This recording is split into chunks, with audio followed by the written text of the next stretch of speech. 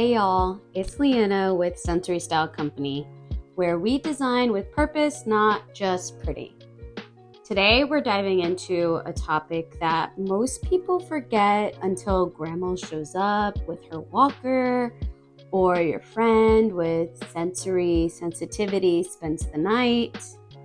So yes, we're talking inclusive guest room design.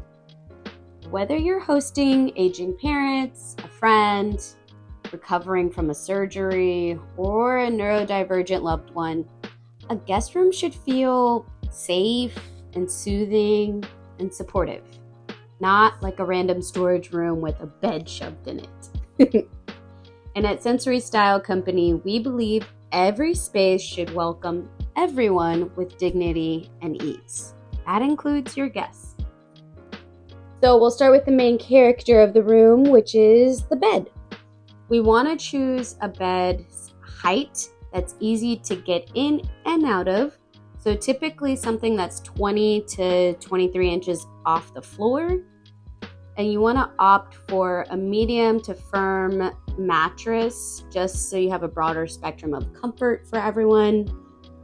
And if you're using a sofa bed or a day bed, try adding a supportive mattress topper to avoid that dreaded bar in the back feeling some people get. And side tip or advice, avoid using your guest bed as an off-season closet because no one wants to snuggle next to last year's Easter decorations. Second thing you want to consider is clear the path, literally. Let's leave a 36-inch pathway around the bed for wheelchairs, walkers, or just your clumsy nighttime trips to the bathroom. I get it that some guest rooms are a lot smaller, so consider leaving majority of the space at the foot of the bed for someone to be able to transfer onto the bed. And then maybe consider like scoot proximity on the sides of the bed. So when they're at the foot, they transfer and they scoot along the side. And you probably will have to be strategic on any extra additional furniture size around the bedroom as well. We want to avoid rugs that curl or slip. So go for a low pile rugs with the non-slip backing if you're going to have something under the bed. And you can consider adding motion sensor night lights for extra visibility, so any sleepwalkers don't parkour off a wall, okay? Third thing we want to consider is creating a calming environment. That's with using muted colors like soft blues, greens, or warm neutrals to reduce visual stress. And that's not exclusive to paint colors in the space, okay? We can include these colors in art pieces, comforters, pillowcases, headboard, or curtains. Which, speaking of curtains, you want to choose blackout curtains and maybe even offer a soft like glow lamp for guests who might be sensitive to light. And then we can include some textured throw blankets, or even a weighted blanket option for some grounding support.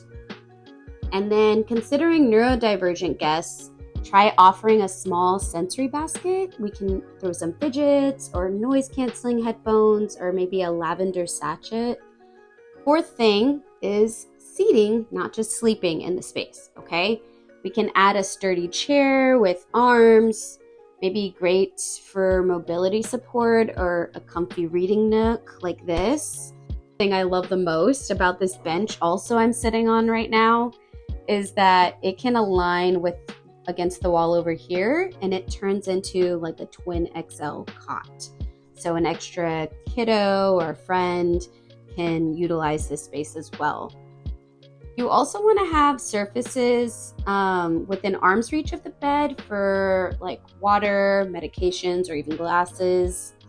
And also bonus, if that nightstand has drawers to reduce visual clutter, perfect. Or like in this guest room, I had a custom headboard done that my husband made, and I asked him to leave the bottom half hollow so we can store some toddler items for our guests with babies. So under that space, we have hiding 2 walkers and even like a little baby rocking chair seat, which I love. Fifth thing is accessibility. You want to install easy to grip handles for the doors, like lever style. I broke this rule in our house though, because our cat was able to open all the doors. So we changed all the knobs because we didn't want to scare our guests with like a surprise sleepover from our kitty cat. Other things that you want to consider is contrast between the walls and the floor for better visibility. So no gray flooring with gray walls, action happening, or even like white tiles with white walls. That's common sometimes. Something else to consider is clear labeling of bathroom essentials, or provide maybe like a welcome note with instructions, kind of like where the extra towels are hidden, because we all know guests won't ask, right? Sixth thing to consider is just a touch of personal connection. You could ask your guests maybe ahead of time about allergies, like for certain scents, or maybe fabrics and flowers even, or pets. You could even provide like a small container with travel-sized toiletries in case something is forgotten. And of course, leaving like a handwritten note or maybe a framed Wi-Fi password with a little message to them. I know that was so much that I threw at you, but designing an inclusive guest room isn't about spending more, okay? It's about thinking more intentionally. It's those small, thoughtful touches that truly turn a spare room into a sanctuary. So next time you're fluffing the pillows, ask yourself, would this space feel comfortable for someone with mobility issues or limitations, sensory sensitivities, or just a different rhythm of life? Because when we design for everybody, we create a world that's more welcoming for anybody. All right, y'all. Thanks for watching, and if you're ready to transform your guest room into a feel-good function first haven, you know where to find me at sensorystylecompany.com. And I can't wait to see you in the next space. Thanks, y'all.